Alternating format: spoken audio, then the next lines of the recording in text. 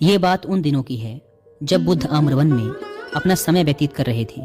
इस समय तक बुद्ध की प्रसिद्धि दूर दूर तक फैल चुकी थी।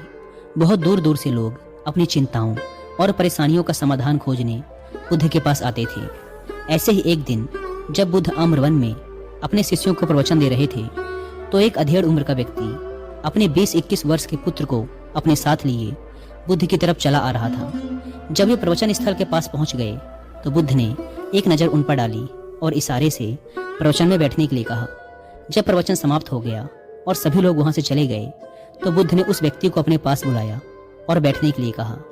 वहां चारों तरफ हरियाली छाई हुई थी, मौसम बहुत सुहाना था और तरह तरह के पक्षियों की आवाजें गूंज रही थी।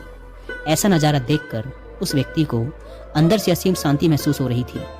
इसके बाद बुद्ध ने उस व्यक्ति से आने का कारण पूछा तो इस पर व्यक्ति ने कहा, हे तथागत, मैं 2 दिन की लंबी यात्रा करके अपने पुत्र को आपसे मिलवाने लाया हूँ।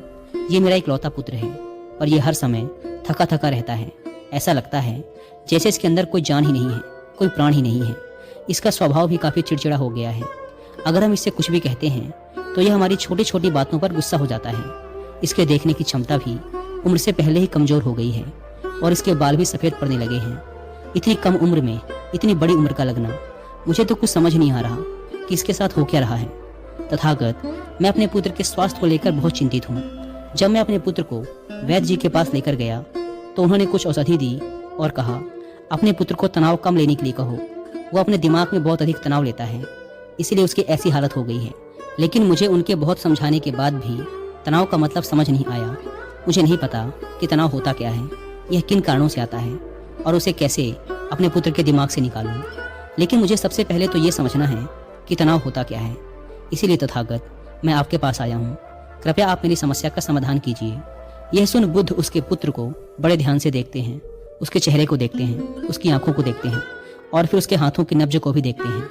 यह सारी विधि करने के पश्चात बुद्ध उस व्यक्ति से कहते हैं, तनाव लेना तो कोई नहीं चाहता, लेकिन फिर भी यह तनाव लोगों के दिमाग को दीमक की तरह पकड़ लेता है और व्यक्ति जान भी नहीं पाता कि वह तनाव में जी रहा है। लेकिन अगर व्यक्ति तनाव के कारणों को अच्छे से समझ लेता है और तनाव के बारे में कोई ऐसा पैमाना बना लेता है जिससे वह जान सके कि वह कितने तनाव में है, तो वह इस समस्या का समाधान भी खोज सकता है। सबसे पहले तो तुम ये समझो कि तनाव होता क्या है। जब भी कोई व्यक्ति कोई काम कर रहा होता है लेकिन उसका मन कहीं दूर भटक रहा होता है, कल्पनाओं में होता है, तो उसके शरीर और मन के बीच एक दूरी पैदा हो जाती है। यह दूरी जितनी अधिक होगी, व्यक्ति उतनी ही ज़्यादा बेहोशी की अवस्था में होता है और शरीर व मन के बीच की इसी दूरी, इसी खिंचाव को तनाव कहा जाता है। आखिर कोई पसंदीदा खेल खेलने के बाद व्यक्ति चुस्ती और प्रसन्नता से क्यों भर जाता है, जबकि उसने तो अपने शरीर को थकाया है। लेकिन समझने वाली बात यह है कि खेलते समय मन और शरीर एक साथ पूरी तरह से उस खेल में केंद्रित होते हैं, जिससे शरीर और मन के बीच दूरी पैदा नहीं होती और कोई तनाव पैदा नहीं होता। और अगर दिमाग में कोई तनाव था भी तो वो भी दूर हो जाता है। लेकिन इसके विपरीत जब हम कोई ऐसा काम करते हैं जो हमें पसंद नहीं, तो हमारा शरीर तो उस काम को कर रहा होता है, लेकिन हमारा मन कहीं दूर कल्पनाओं में भटक रहा होता है, जिससे शरीर और मन के बीच एक दूरी पैदा हो गई और तनाव ने जन्म ले लिया। इसीलिए व्यक्ति को एक समय पर सिर्फ एक ही काम करना चाहिए और अपने तन और मन की सारी शक्ति उसी एक काम पर लगा देनी चाहिए, जिससे व्यक्ति के अंदर तनाव पैदा ही ना हो। इसके बाद बुद्ध ने कहा, तनाव पैदा होने के मुख्य 8 कारण होते हैं और जिसने इन कारणों को समझ लिया वह जीवन भर तनाव मुक्त रह सकता है। मुख्य कारणों में सबसे पहला कारण है अति महत्वाकांक्षी होना। महत्वाकांक्षी होना अच्छी बात है, लेकिन क्या कभी आपने इस बात पर ध्यान दिया है कि इंसान के लक्ष्य कभी पूरे ही नहीं होते। उसका एक लक्ष्य पूरा हुआ नहीं कि वह दूसरे की तरफ भागने लगता है, दूसरा पूरा हुआ तो तीसरे की तरफ, और इस तरीके से वह अपने लक्ष्यों को पाने के लिए जिंदगी भर गोल गोल घूमता रहता है। इसीलिए जो व्यक्ति अति महत्वाकांक्षी होता है, जिसने बड़े बड़े लक्ष्य बनाए होते हैं, वह वर्तमान में कभी रह ही नहीं पाता। उसका मन सदैव भविष्य की योजनाएं बनाने में ही व्यस्त रहता है। उसका शरीर तो वर्तमान में रहता है, लेकिन मन भविष्य में ही रहता है, जिससे मन और शरीर के बीच दूरी पैदा हो जाती है और वह तनाव भरी जिंदगी जीने लगता है। बुद्ध के मुंह से यह बात सुन उस लड़के ने कहा, बुद्ध, तो फिर इसका मतलब है कि हमें लक्ष्य नहीं बनाने चाहिए, क्योंकि लक्ष्य बनाना भी तो महत्वाकांक्षा ही है। इस पर बुद्ध ने कहा, जीवन में लक्ष्य बनाना कोई गलत बात नहीं, लेकिन समस्या तब उत्पन्न होती है जब हम अपना पूरा ध्यान उस लक्ष्य से मिलने वाले परिणाम पर ही लगा देते हैं और उसके परिणाम की चिंता करते रहते हैं। व्यक्ति को वर्तमान में जीना आना चाहिए आप लक्ष्य बनाइए और उस लक्ष्य की प्राप्ति के लिए कड़ी मेहनत करिए, लेकिन साथ ही साथ आपको इस बात का भी ज्ञान होना चाहिए कि आप अभी वर्तमान में जी रहे हैं और वर्तमान ही सत्य है। बुद्ध ने आगे कहा, तनाव का दूसरा सबसे बड़ा कारण है ईर्ष्या। जब व्यक्ति ईर्ष्या और जलन से भर जाता है तो उसका मन अंदर से सड़ने लगता है। ईर्ष्या एक आंतरिक घाव है। आंतरिक घाव यानी मन का घाव। व्यक्ति के शरीर का घाव तो भर सकता है, लेकिन मन का घाव कभी नहीं भर सकता। इसीलिए व्यक्ति को दूसरे की खुशी और तरक्की से कभी ईर्ष्या नहीं करनी चाहिए, क्योंकि ईर्ष्या तनाव का कारण है। इसके बाद बुद्ध ने तनाव का अगला कारण बताते हुए कहा कि अरुचिपूर्ण काम करने से भी मन में तनाव पैदा होता है। जो काम करना हमें पसंद ही नहीं है, जिस काम में हमारी रुचि ही नहीं है, उस काम में हमारा मन लग ही नहीं पाएगा। हमारा शरीर तो वहीं बैठा रहेगा, लेकिन हमारा मन कल्पनाओं की उड़ान भरेगा, जिससे शरीर और मन के बीच दूरी पैदा हो जाती है और व्यक्ति तनावग्रस्त हो जाता है। इसीलिए इंसान को हमेशा अपनी रुचि के अनुसार ही कार्य करने चाहिए। अगर व्यक्ति ने यह पता कर लिया कि उसे कौन सा काम करना पसंद है और वो उसी काम को अपने जीवन का लक्ष्य बना लेता है, तो फिर वो काम उसके लिए काम नहीं बल्कि खेल बन जाता है। ने कहा, तनाव का चौथा कारण होता है किसी दूसरे से अपेक्षा रखना। बुद्ध ने उस व्यक्ति की ओर इशारा करते हुए कहा, एक पिता होने के नाते तुम्हारी अपने पुत्र से बहुत सी अपेक्षाएं होंगी कि तुम्हारा पुत्र एक बहुत ही कामयाब इंसान बने, तुम्हारा नाम रोशन करे, जैसा तुम चाहते हो उस तरह का जीवन जिए, तुम्हारी हर बात माने। लेकिन क्या आज तक कभी किसी की सारी अपेक्षाएं पूरी हुई हैं? जब भी कोई व्यक्ति किसी दूसरे से कोई अपेक्षा रखने लगता है तो वो अनजाने में अपने लिए तनाव पैदा करने लगता है। जरा सोचो कि अगर तुम्हारा बेटा तुम्हारे अनुसार काम नहीं कर रहा और वो नहीं बन पा रहा जो तुम उसे बनाना चाहते हो, तो निश्चित रूप से तुम्हारे दिमाग को तनाव पकड़ लेगा। तुम तनाव से भरा जीवन जीना शुरू कर दोगे और इस तनाव के वश में आकर तुम ऐसा व्यवहार करोगे, ऐसी बातें करोगे कि तुम्हारा अपने पुत्र के साथ संबंध और भी खराब होता चला जाएगा। इसीलिए व्यक्ति को जितना हो सके उतनी कम अपेक्षाएं दूसरों से रखनी चाहिए, और अगर पूरी तरह से तनाव मुक्त रहना है तो दूसरों से अपेक्षा रखना ही बंद कर दो।